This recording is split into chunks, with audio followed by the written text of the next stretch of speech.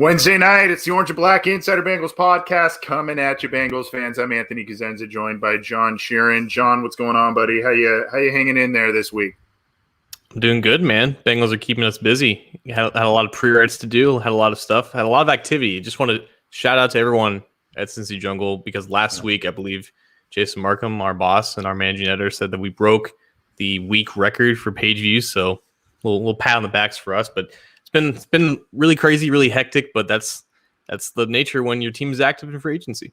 That's right. When they're active and when you've got a good crew, as you guys have put together over at Cincy Jungle, definitely on the writing side. And I'd like to think so on the podcast side, whether it's our show, Ace and Zim's Orange is the New Black, as well as Matt Minnick's Chalk Talk. We appreciate the support of all of our shows on the podcast channel. Happy to have you with us.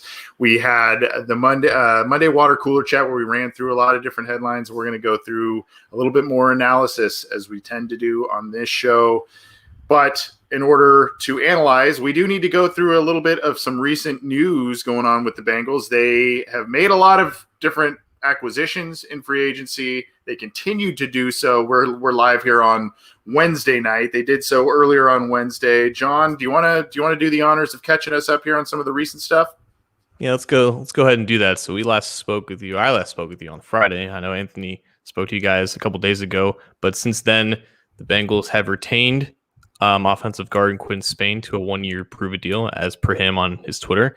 And also they've added 2 more exterior free agents in the form of Eli Apple and Ricardo Allen. Now, if you remember back in the beginning of the month of March, the Bengals, that was their first official reported visit with Ricardo Allen. He was a street free agent, so he was allowed to make contact with the team before the league year began. But 3 weeks later, he's now part of the Bengals. And Eli Apple, which was teased by a good friend of the show, Malik Wright. Both Apple and Allen have played under Lou Anarumo at some point in their professional football careers, as well as Eli Apple has played with Von Bell for his entire Ohio State career and also for 1 year in New Orleans. So now that brings up like 3 former New Orleans Saints from the 2019 team, and Trey Hendrickson, Von Bell, and Eli Apple. What do you make of those signings, Anthony? I kind of put out a tweet a little while ago earlier today saying these last couple of free agencies maybe has shown a bit of the sway that Lou Anarumo may have in that organization. I don't know exactly the intimate details of that, but when you look at the fact that you yourself spoke with Carlos Dunlap Sr. about the situation with his son and how he was traded and how there was a major disconnect with that, and how Lou Anarumo kind of basically pushed Dunlap out of the door. You've got DJ Reader's a huge signing, especially by Bengals free agency standards, a huge signing last year. Trey Wayne's the same deal. They load up on a lot of different defensive players this offseason as well.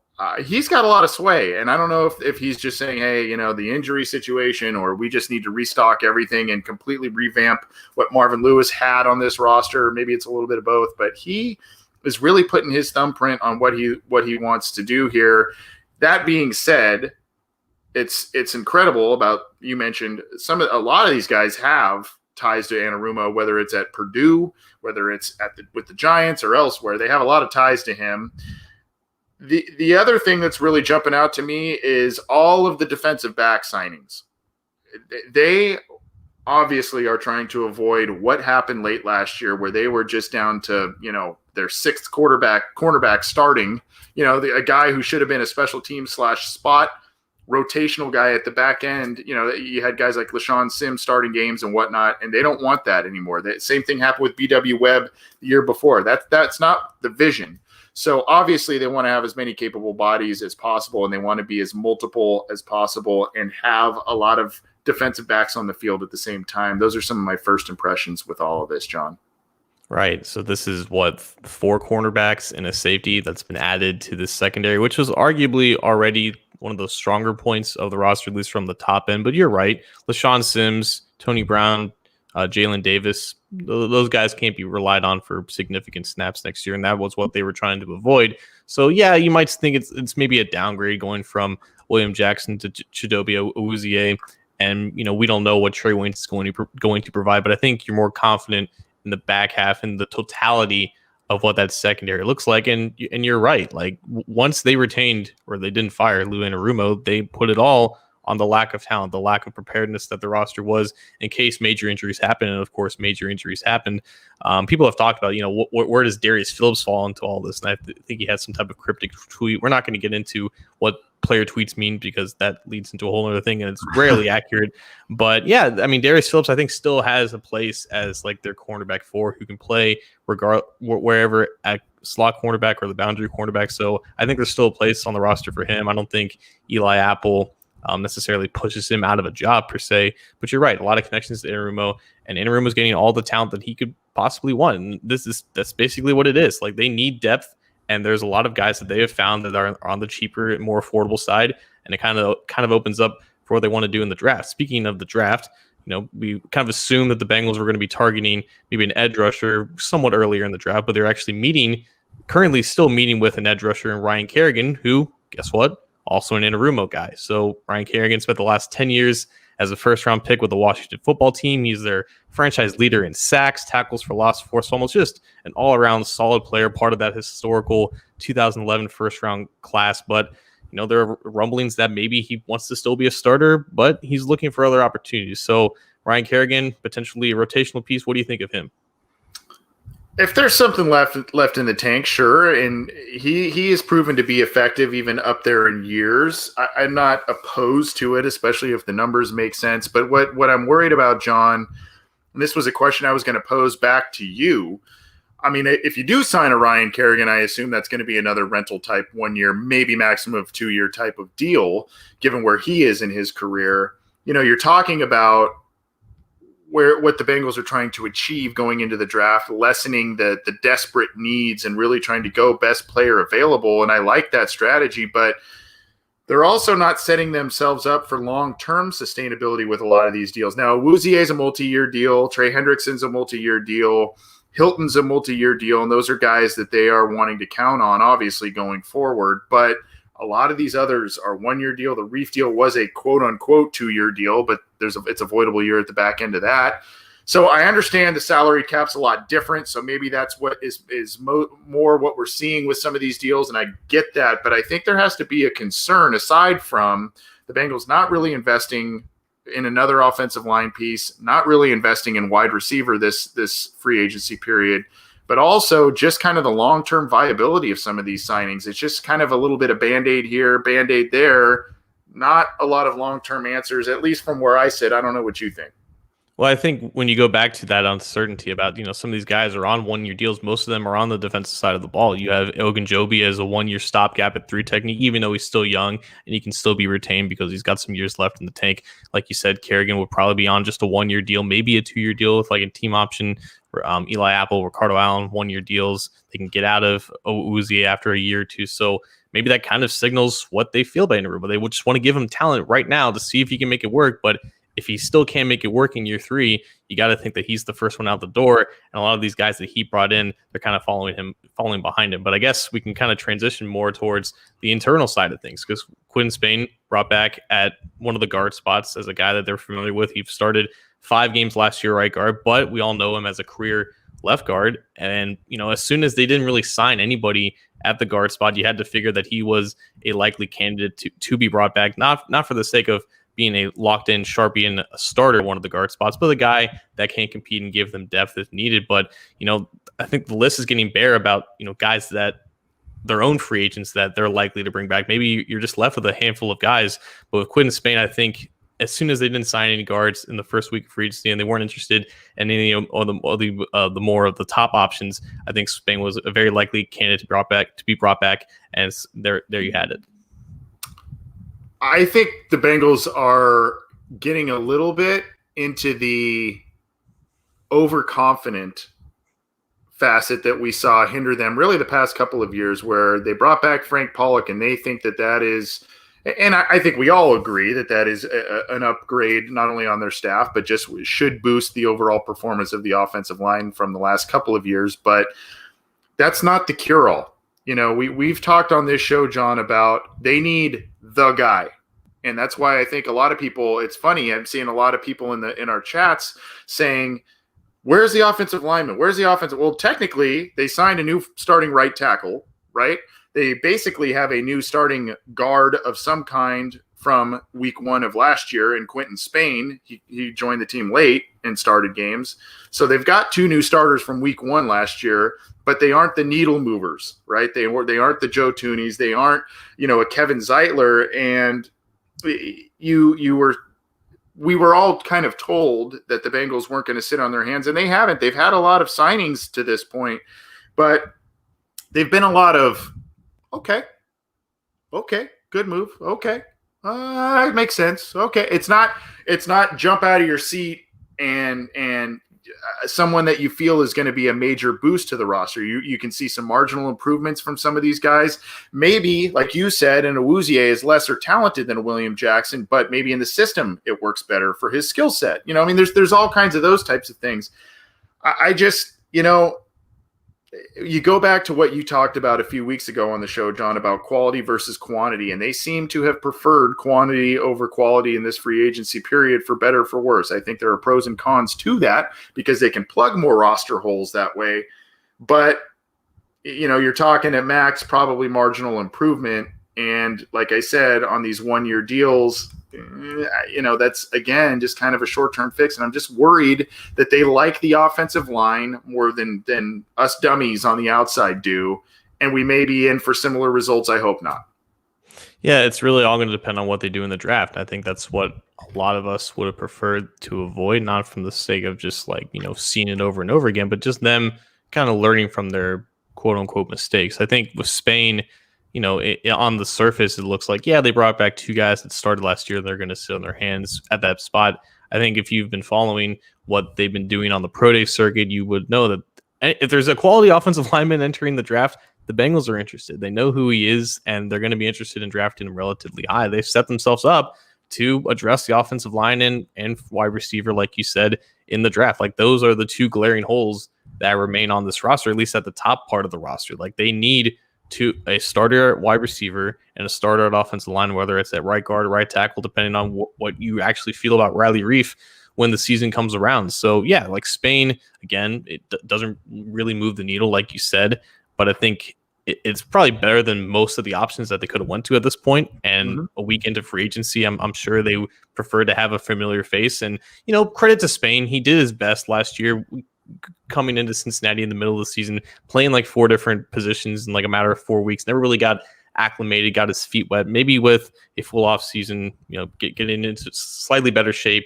getting with a better scheme, maybe you see one more decent year out of him. I think that's the hope, that one of him and Suafield just gives him a decent guard and just take care of the left guard spot. And then, like you said, they're really setting themselves up to just attack offense in the draft, which if you look at the past 2 years, in the first 2 years under Zach Taylor, offense, round 1, round 2, 2019, offense, round 1, round 2, 2020, we're probably looking at the same thing again this year.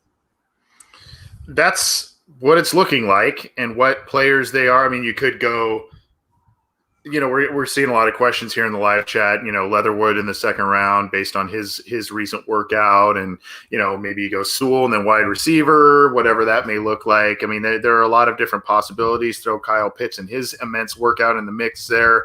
Who knows how high the Bengals are on him at this point in time, but I agree with you. I think the offense at this point, with all of the investments that the Bengals have made in free agency on defense the past couple of seasons, a lot of veterans, a lot of guys that Lou Anarumo is vouching for because of his history with them.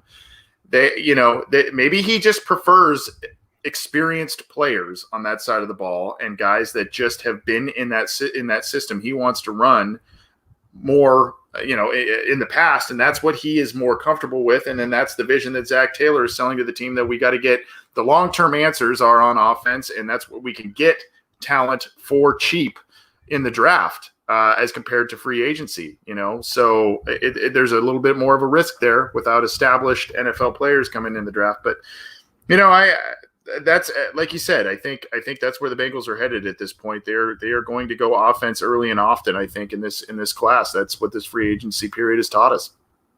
I think also, there's skepticism obviously amongst the fan base about whether or not the Bengals are taking the offensive line seriously, and it's warranted based off of what they have and haven't done. But also think that it should be noted that we don't know for a stone cold fact that what they did in free agency was the initial plan all along. I believe Jeff Hobson of Bengals.com said that they were initially looking at the top guards in free agency, including Joe Thuney, including Kevin Zeiler. And when they realized that they were going to get outbid or they didn't want to pay him that much, they kind of reverted back to plan B, which was, okay, make sure that you have someone competent to replace Carl Lawson, and then just kind of fill out the defense and then, worry about some other holes later. So I think initially they were going to take the offense line seriously and put their money where their mouth is. When unfortunately, when the money became too real, like usually is at that position, they kind of bowed out and went to plan B, which is exactly what they did last year. Another position that they don't pay often or ever, linebacker. They were going to look at those serious options, and when they didn't pay for those guys, they went to plan B. They went DJ Rear and Trey Waynes. It followed the exact same path as last year, where they went to plan B and they attacked the same position groups as they did last year. And it's not like the defense didn't need it. We were all on this path of just build around Burrow, worry about the defense later. I don't think that's how they want to do it. I think they would want a more balanced approach. And with how it ended up working out and how some players and some top targets went elsewhere for bigger contracts, they adjusted. And at the end of the day, they still filled a lot of needs. They did. I'm not sitting here saying I'm unhappy with their free agency period. I think they've done a good job in addressing a lot of roster deficiencies, but there are still some glaring ones. Then the one thing that drives me nuts, John, that is just, I guess, following this team a little bit, for a long time as I have, I guess what bothers me a little bit is the Bengals were in it till the end, right? The Sheldon Rankins thing, Kenny Golladay, they had an offer out there. They just couldn't match it. Well, they could match it. They wouldn't match it is more the light here. And I guess, you don't want to overpay. I understand that. I guess I'm just a little bit perturbed in the fact that we're in a critical Zach Taylor era year, we would think, for his future with the team. And if he really does have the sway that we think, and Lou Anarumo has the sway that we think, it would just be nice if they just push the boundary, push their comfort level out a little bit, and maybe make one of those signings where you go, wow, there you go. That really helps you out, a Rankin signing or a Golladay signing. That really helps you out going forward. Maybe it ends up not making sense when you look at Golladay and what he ends up doing with New York or what have you, but it just – you wish that they would just push that boundary a little bit further where you say, okay, they got out of their comfort zone a little bit. I like what I'm seeing here. I like overall what they've done, but I would be a little bit more enamored with things if we didn't hear more of those reports, I guess. It doesn't help that the one time that they did do that this year, it was for Trey Hendrickson. And it just looks a little bit worse because you lost a great player in Carl Lawson and you signed a player that no one really expected to get that much total money. But there was a report from, I believe, Josina Anderson that said that the Bengals at the end of that night, after they lost Lawson, kind of sweetened the deal a little bit to make sure that he didn't go to Cleveland or Minnesota, the other teams that are bidding for him. So they did, I guess, do that with Trey Hendrickson, but I think people would have preferred if they did that on offensive lineman, though. Right. So I guess where we can transition before we get to a lot of other items on the docket tonight, we're talking a little bit of free agency, what the Bengals have done, what they will done, and maybe where they're headed. We've got a State Your Case coming up, so we'll get that segment going for you. And we are going to do a mock draft using a simulator. We'll be doing one of those now that a couple weeks of free agency are in the rear view, so we'll get to that as well. But before we do, John, we kind of asked the question before, what's going on at wide receiver? Is it just that's what they're doing at number 5? Maybe they move back and grab one of the top guys, the Alabama guys, get another pick. Is it top of round 2 again, like they did with Higgins? What are you feeling at this point? So I think the best way to explain this is also to kind of tease the State Your Case for that, because I'm going to be talking about something very similar with that. But at this point, most of the receivers that are available, they're not pushing the needle, which is kind of what we alluded to at the beginning of the show. They could sign, DeMarcus Robinson or Willie Snead, but at the end of the day, whoever they sign, it's not a long-term answer, and it's not someone that will convince you to not take Jamar Chase if he's staring you in the face at number 5.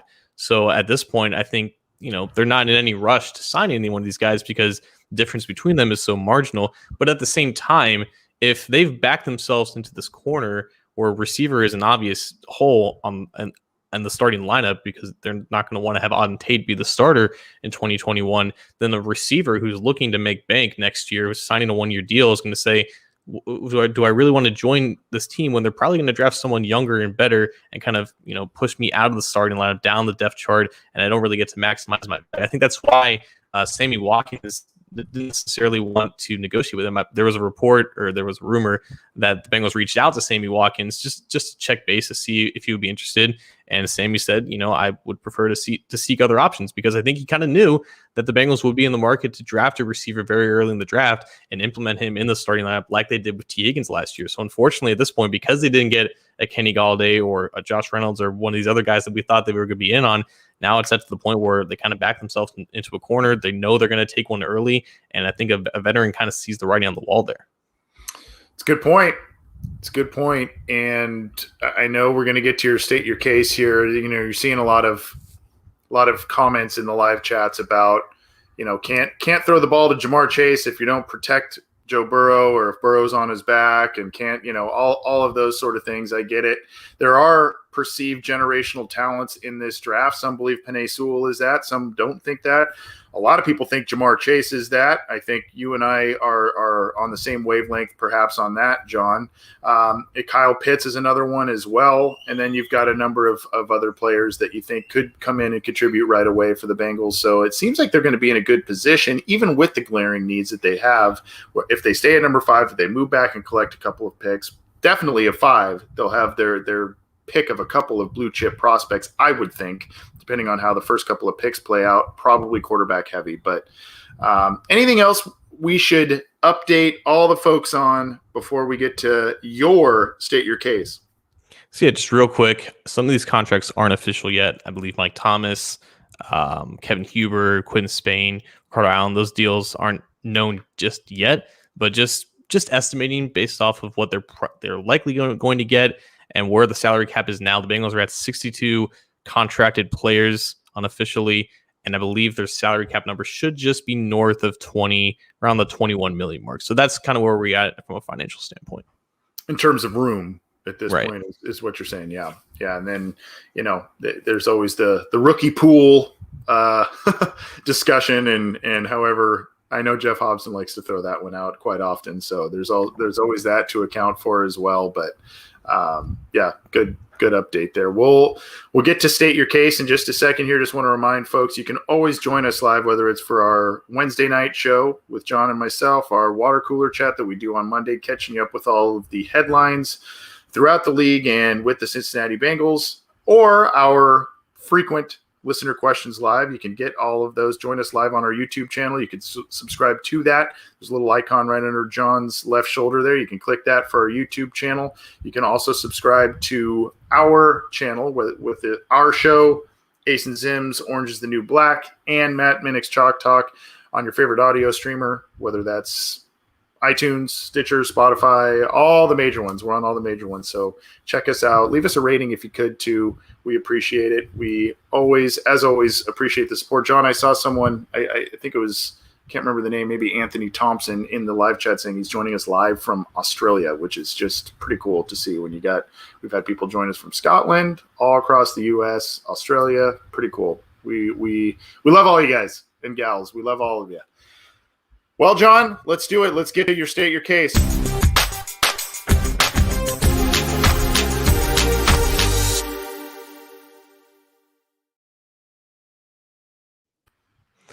So this week's state your case, it's going to involve a player that's very near and dear to our hearts. We've gotten to know him a lot this past week. We followed his Twitter a little bit. We've wondered, has there been contact? Has there not been contact? What is going on with Trey Turner?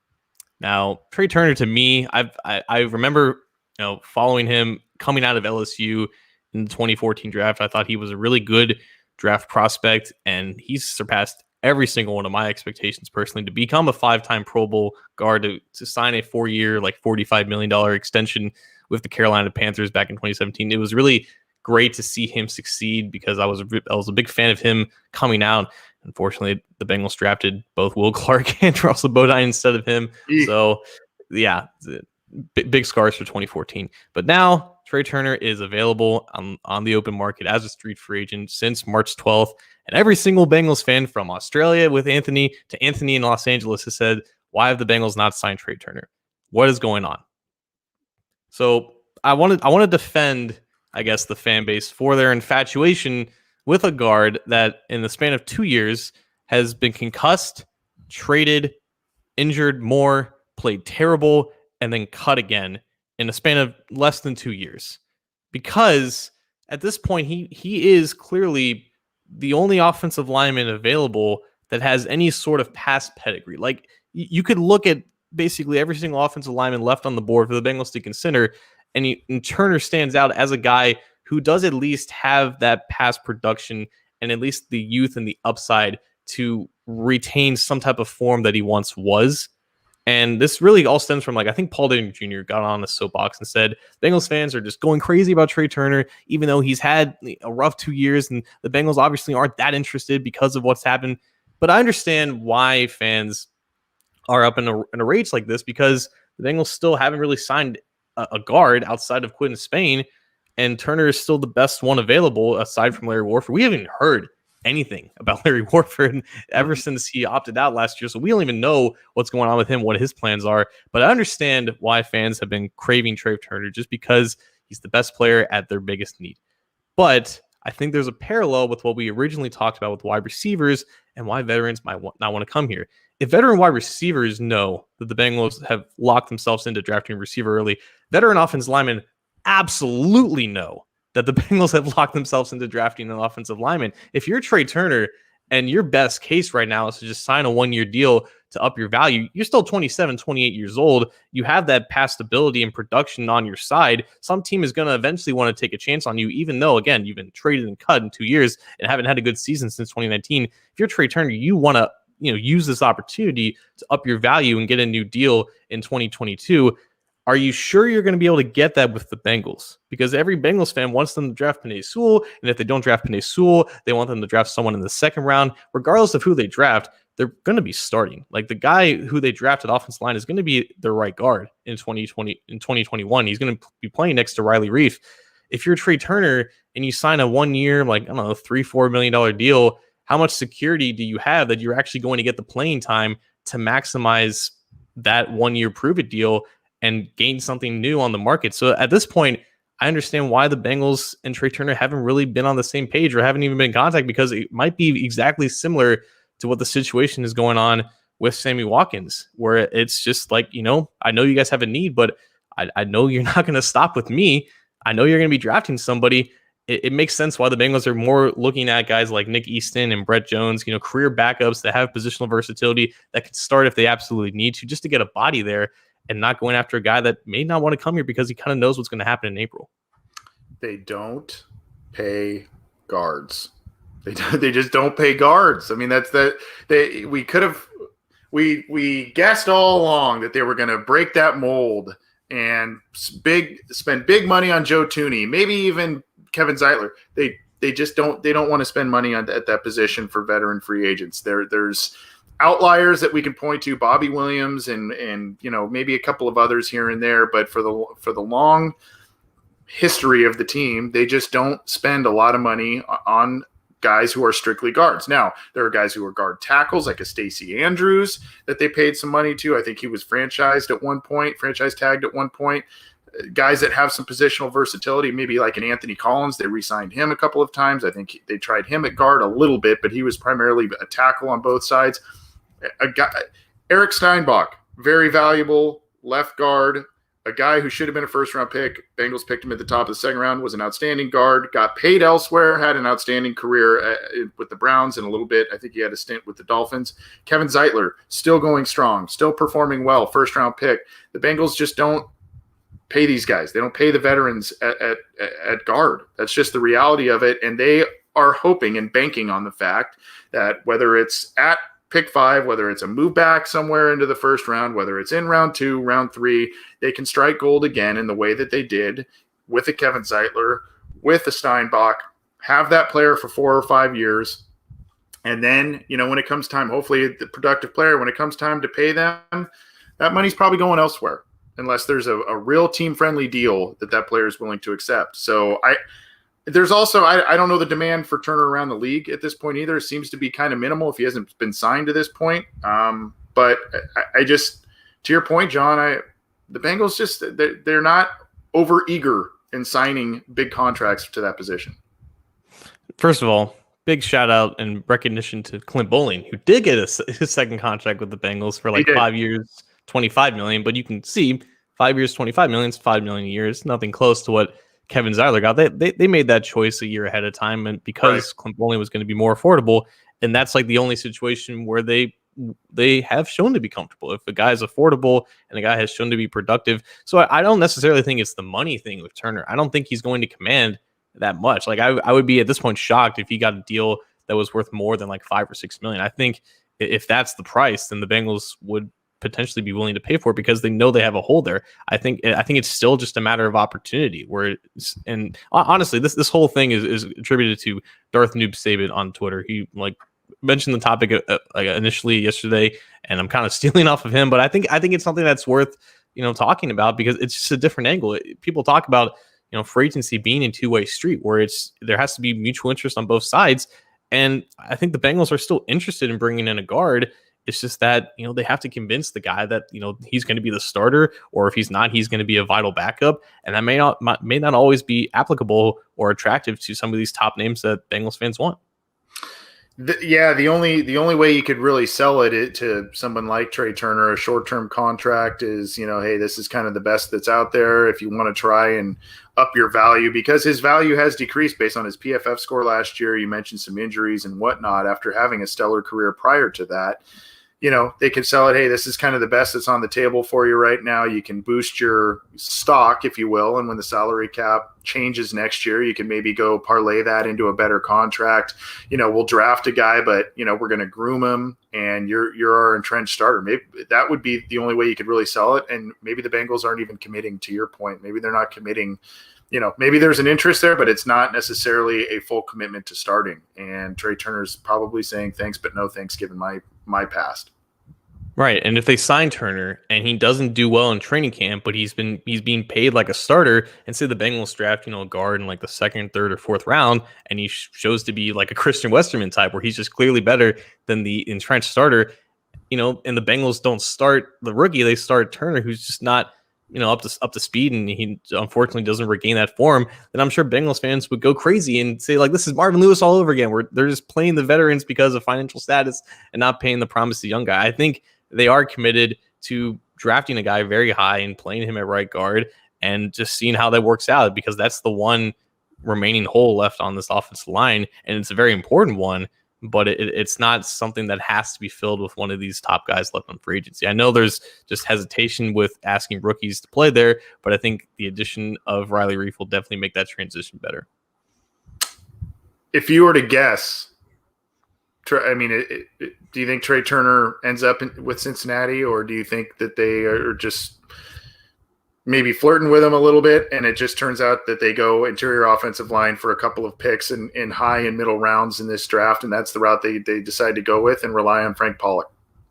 I think before we get on the air next Wednesday, they will sign a guard. I don't think it will be Trey Turner. I think if that was going to happen, it would have already happened by now. The only way I think they sign Trey Turner is if he's somehow still available in like the summer and they just need camp bodies and maybe they suffer an injury and he's just looking for work at this point. I think he's keeping his options open for an opportunity where he can be assured that he's going to start, because I think, again, 5 Pro Bowls, 27 years old, he has that on his side, and I think he's going to try to work with that until he can't.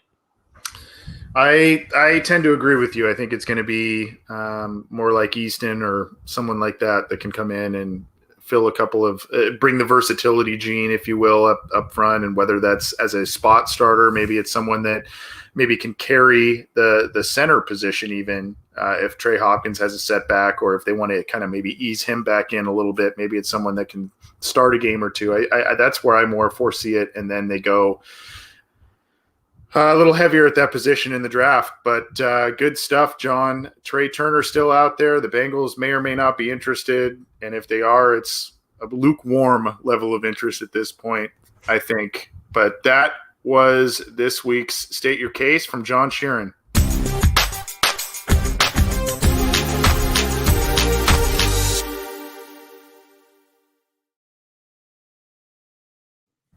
We got the fancy graphics and everything for that segment now. So let's move on to kind of the main event, I guess. Not that your state your case wasn't a main event, John, but the main event, I guess, is a mock draft. We've only done one of these, right, so far this year? Yeah.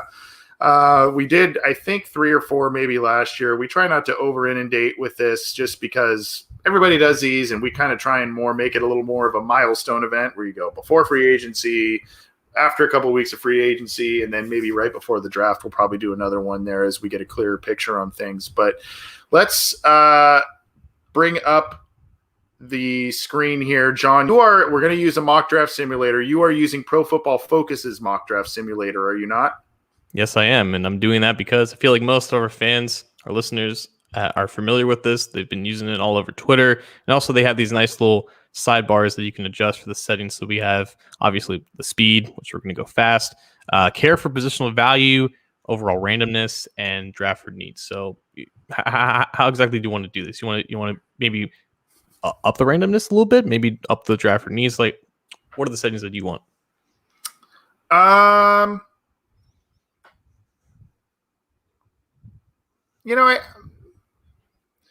Maybe I don't know, man. I think it's pretty solid, kind of how you have it, right?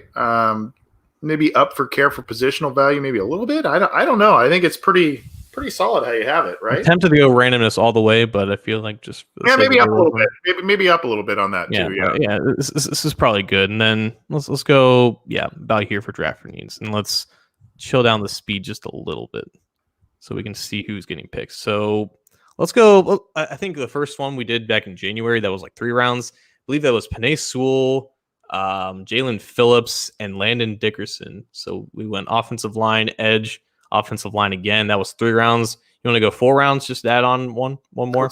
I'm not too keen on every single day 3 prospect out there, but I think most people are. So let's go 4 rounds here. And I think last time also we were offered trades. We did not take them.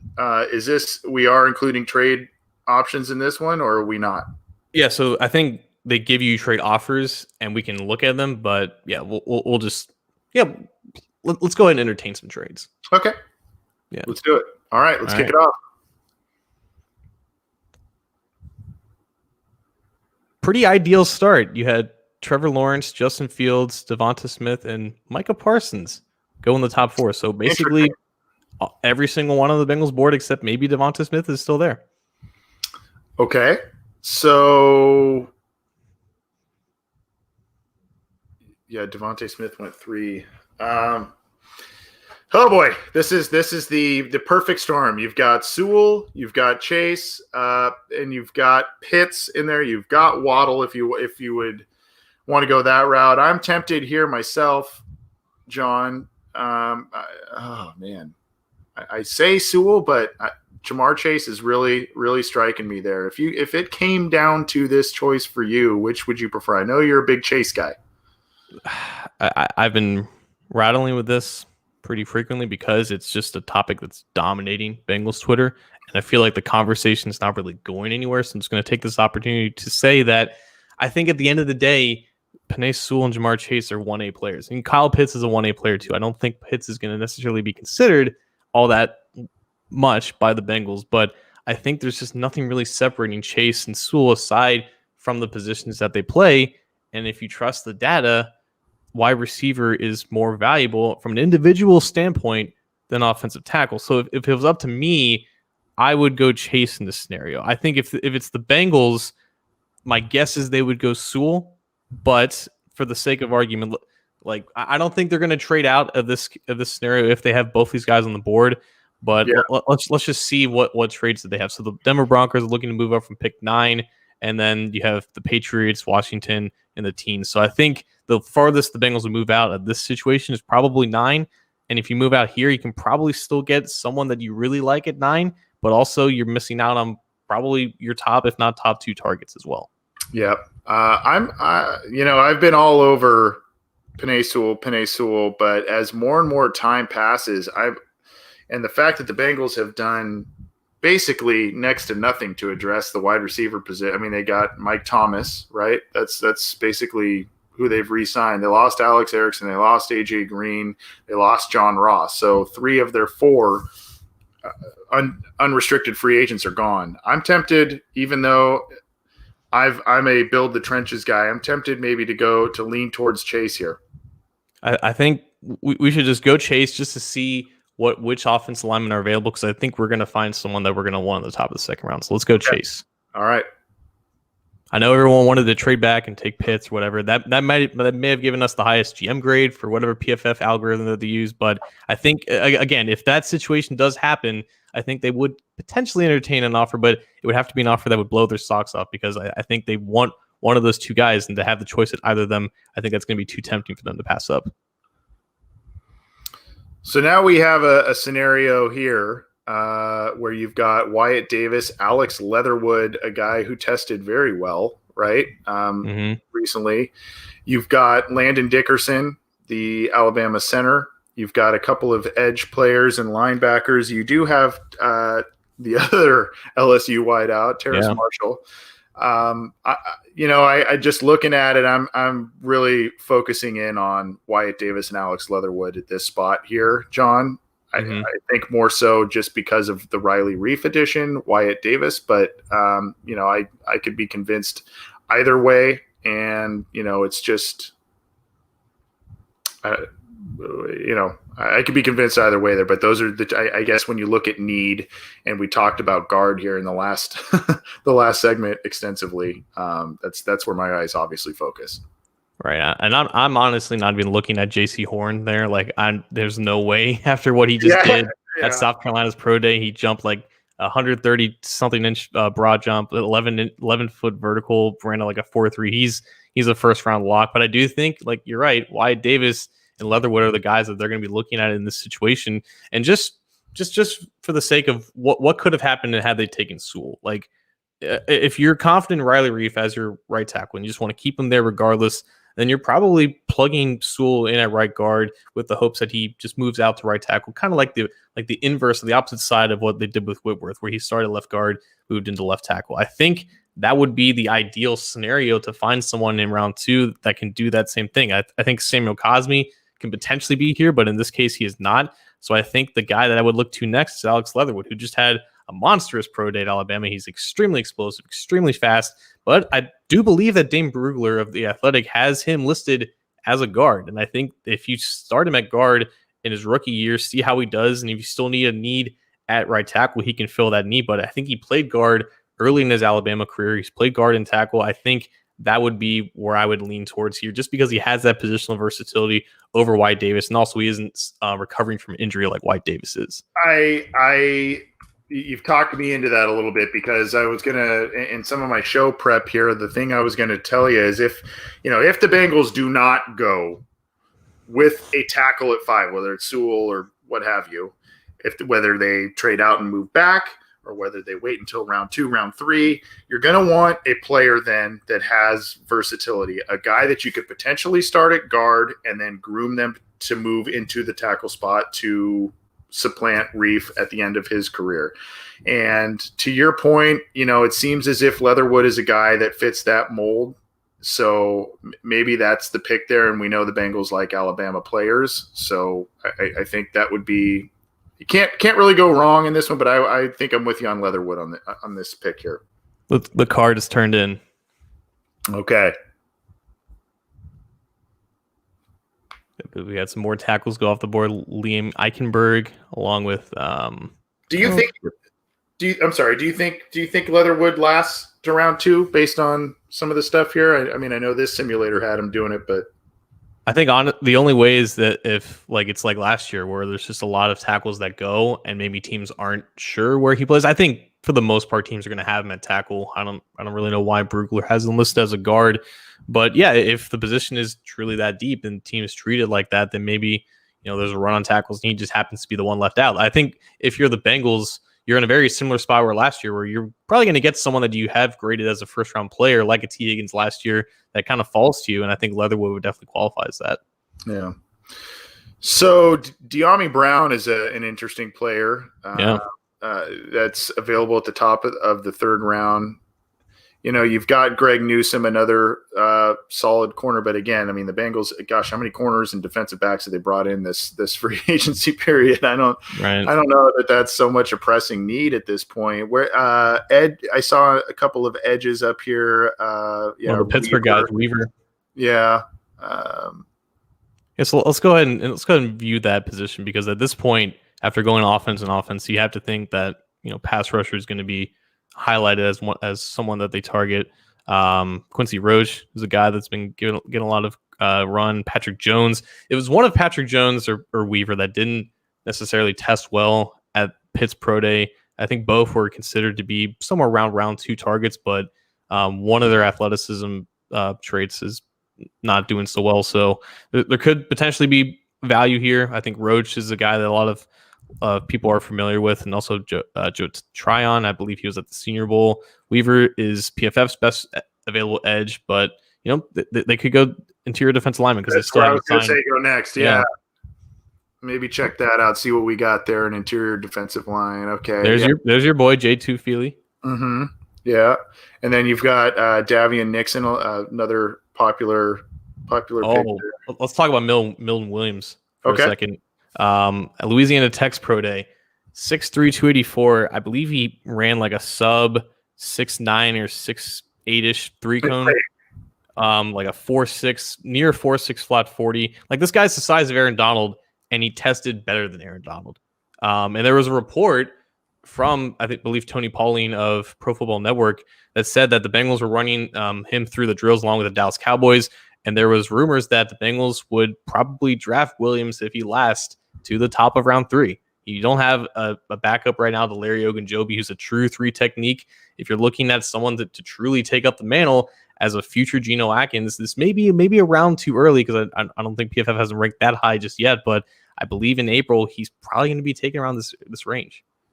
Was this also the young man who was like a wrestling champion of some kind? Did I see something on that about him as well? He may have been that. I'm not 100% sure on that, though. Yeah, but he tested just off the charts for his position group. That's a really good find there, John. It's a little early, but at the same time, round 3, round 4, round 5, that's where you take kind of these project high upside type of guys. So maybe that's where they look. I don't know, man. I feel like we could get away with we could get away with it this time if we just wait until round 4. Okay. So maybe let's go back to where he's ranked. Right. Okay. Let's go back to edge and include defensive lineman. I think Weaver makes sense as a guy that's probably going to be taken around this range, as a guy who they know is a competent edge rusher, just fill in a rotational role. So are you down with Weaver? Yeah. All right, let's go. Let's do it. He was on the short list for me, so that's good. That Patriots pick is forfeited. Was that the Bengals pick, or was that? For the filming of. Yeah, in the Browns press box.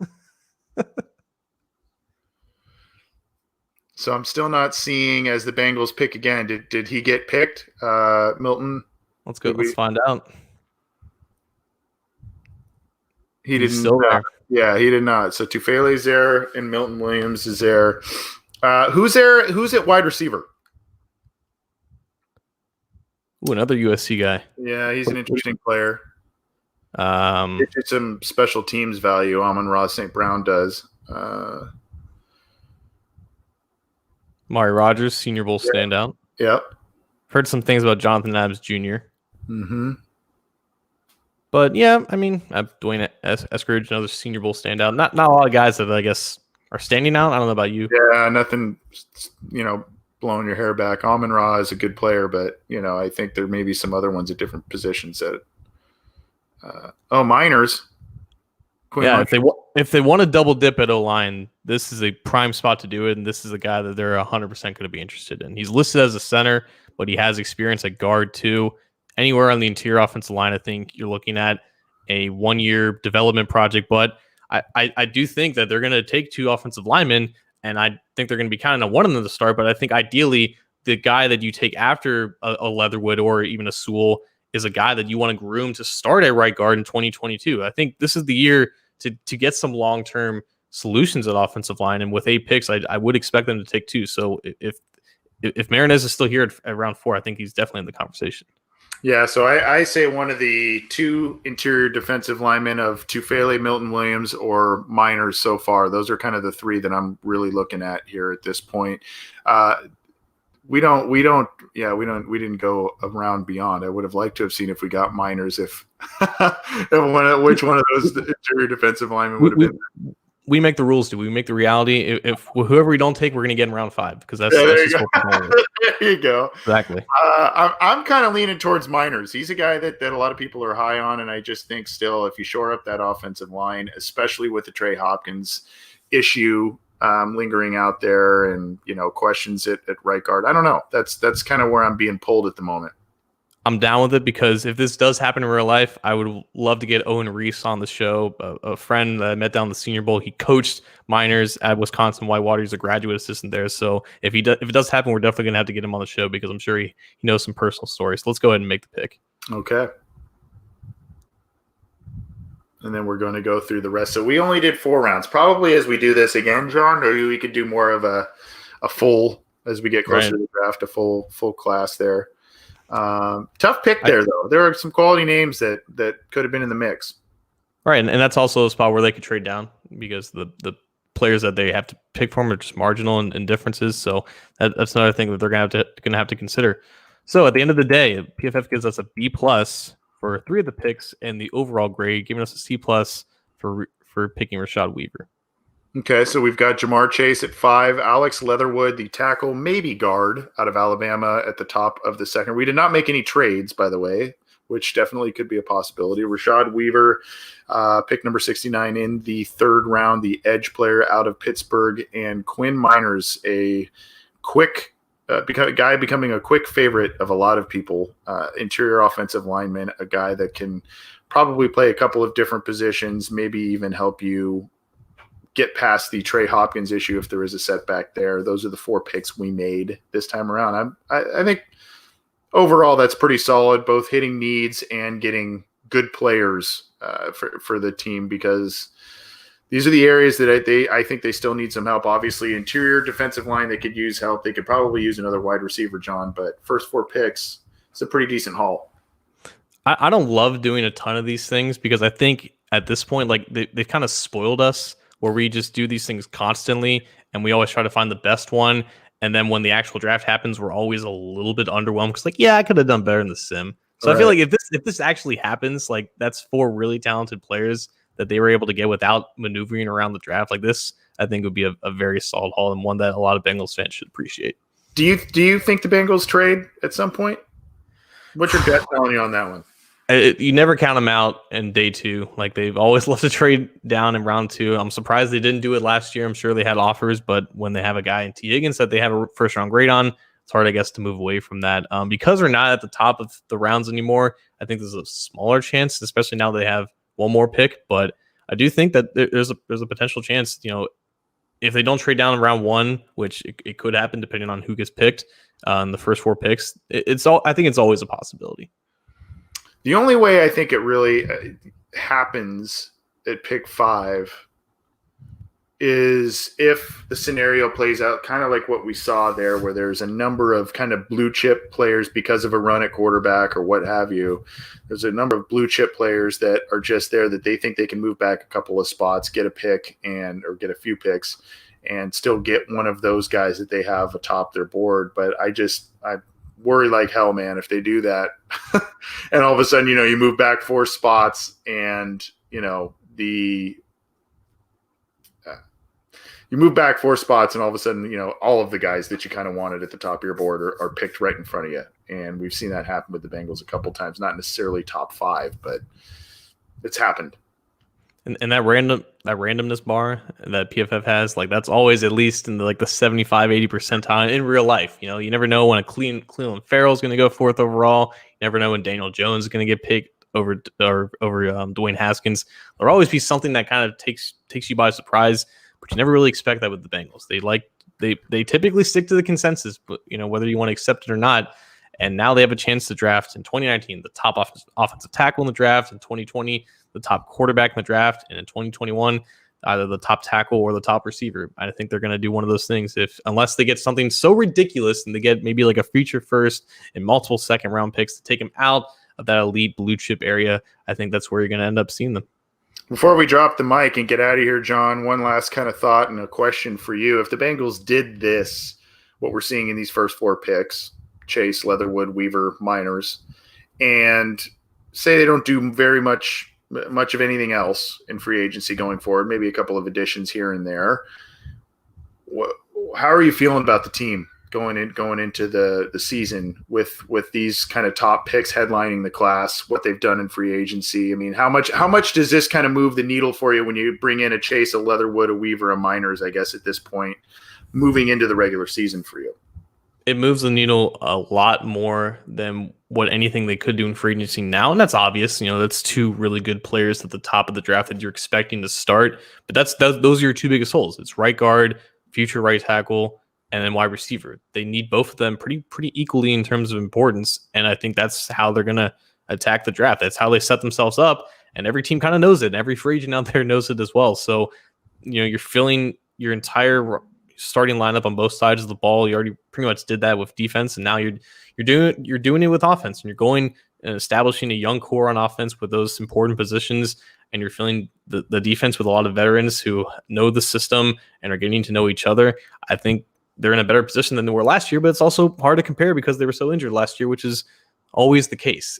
It's never going to be a fair one-to-one comparison because you're always comparing a Bengals team that was injured and now they're going into the season hoping to stay healthy. If they suffer more injuries, I don't know exactly if the depth that they have all around the roster is going to be enough to keep them afloat like it does with other teams. But I think you're pretty damn confident, at least the starting, the top layer of this roster going forward. Yeah, at that point, you've brought in Riley Reif, you've brought in Quentin Spain, you've brought in Alex Leatherwood, you brought in Quinn Miners to help with the offensive line, and you would hope with those 4, with the combination of Frank Pollock would help things. I'd be pretty stoked on these picks here, hitting both needs and high level players that needs good value, I think, overall. So by the way, there's always that person's never going to be there. You're dreaming if that player is at that pick, and every year there are guys that fall. There are guys that go way earlier. There are guys what we think we know at this point in time. There are many instances, not necessarily frequently, I guess, but there are many instances where players. Who was the tackle last year? The Houston tackle, Josh Jones. Josh Jones.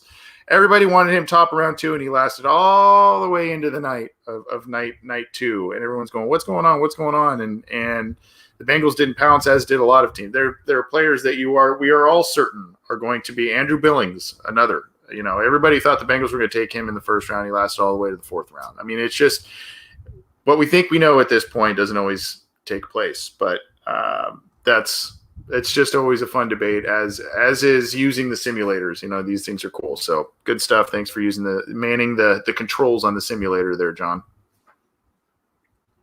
Let's get out of here. Yeah, let's get out of here. Drop the mic. What do you got for us? So I want to address something that I saw on Twitter. Obviously, some Bengals fans, they knew who Malik Wright was entering this free agency. I remember last year he had a scoop on a player that the Bengals interviewed at the Combine, and we credited him on Cincy Jungle, and he reached out to me and said, "Hey, thanks for the shout out, but please get my company name right, or my company name is the Right Way Sports Network." Never really forgot him from there, and I appreciate him kind of reaching out to me and getting that straightened out. But I've been following him ever since, and it's been really great to see him, explode on Twitter and gain this following. I believe he got a shout out from NFL insider Mike Garofalo for nailing the Eli Apple signing. But there was also some stuff I didn't really like to see between him and some fans and a couple of beat reporters for the Bengals, including good friend of the show, Ben Baby. There was an interaction with, I think it was Tyler Dragon, who either didn't really know who Malik Wright was and didn't really say exactly the right thing for what that time was, but it was essentially not really giving Malik the credit that he deserved for the work that he's been doing in free agency. And then everyone kind of attacked Tyler and Ben for just being, I guess, I don't know, pretentious or just not being respectful to Malik. And I just want to say from both sides, definitely respect Malik for the things that he's done. He's basically an entrepreneur. He's building his own business. He's established his own connections within the Bengals organization. He's done a great job and is connected with the fans as well. And also at the same time, Ben and Tyler, they have jobs to do as well. Their jobs are not the same as Malik. These guys have to go through Bengals PR. That's why they have access to these press conferences. There's ways to handle stuff like this, and you can take away for what they should or shouldn't have done. But I didn't like to see the attacks on Ben and Tyler. Those guys are doing their jobs, and sometimes you're not always aware of who you're interacting with and who you're tweeting at and who you're saying things about. But Malik handled it great. It's respect all around. There's no hard feelings with that. But I just didn't really like to see everyone kind of attacking these guys for just doing their jobs. Basically, it's not Tyler Dragon or Ben Baby's responsibility to get these scoops like Malik Wright's doing. Like what Malik is doing, it's fun, it's great, but it's not the standard for this industry, especially guys that who are in contact with the Bengals organization on a daily basis. They're pitching Emily Parker for stories. They have to have these relationships with these team personnel members to do their jobs properly. Everyone does it differently. Everyone comes up differently. Everyone has a different background and stuff like that. So, it's great for what Malik is doing, but I also think there should still be some respect for the work that Tyler and Ben do, even though they don't do it the same way. Well said. Can't really add much to that. You hit the nail pretty much on the head on that one, John. And it's been fun to see Malik have this cool ascension on Twitter. If you follow him on Twitter, he's always had a pretty good little following, and then all of a sudden, he's really just kind of exponentially grown his following based on the news or hints, and he's kind of doing it in a fun way. So he's entertaining. We got to get him on the show sometime. That'd be fun. That would be fun. Yeah, we should reach out to him, get him on the show. That'd be fun. I just want to say, just give a couple of shout outs to some other shows. I know you were on Sports with Strawberry Ice. I was on a couple of times. I made a mistake when we talked about it the other day. I said Jeff and Justin. It's Jeff and Jeremy. Great guys. And you had fun with them recently as well, right? Absolutely. It's always fun to hang out with guys from the West Side. Yeah. They're great guys, and we appreciate their courtesy. So go check out their channel. They do a lot of great work. And then I had the immense pleasure of being on another podcast earlier today, so go check it out. It is from a couple of guys. They are Ravens fans. I know, but it's 410 Sports Talk. It's on YouTube. A couple of other I was the low man on the totem pole in terms of clout on this show. Jeff Risden, who works for the Browns Wire, USA Today. He's been around for a long time. He was on the show. And Christopher Carter, who does Locked On Steelers and whatnot, he was on the show. So it was kind of a cool round table, and we just had some fun with it. Go check it out. It was a fun show, kind of talking some AFC North football. Those guys are good guys there too, but appreciate them having us on, both those shows having us on. It's been a lot of fun. So that's going to do it for us, though. This show blew by. We got to a lot, though, and it was a lot of fun. John, have a good week, man. Any big plans coming up for you this week besides your ongoing great coverage of the team through CincyJungle.com? No great plans, and it's probably because I'm hearing some word that there's like a tornado warning coming. Not to freak anybody out in Cincinnati, but it is that time. We're getting like weather in the 70s, so naturally everything starts to go off the walls. It's spring in Cincinnati. Winds are starting to come, so definitely stay safe if stuff like that does happen over the weekend. Yeah, please do. Thanks, everyone, for tuning in live. Thanks for downloading after the fact. For John Sheeran, I'm Anthony Cosenza. By the way, my name's Anthony Cosenza. Gosh, stumbling over my own name. I love that. Take it easy, everybody. Have a good week.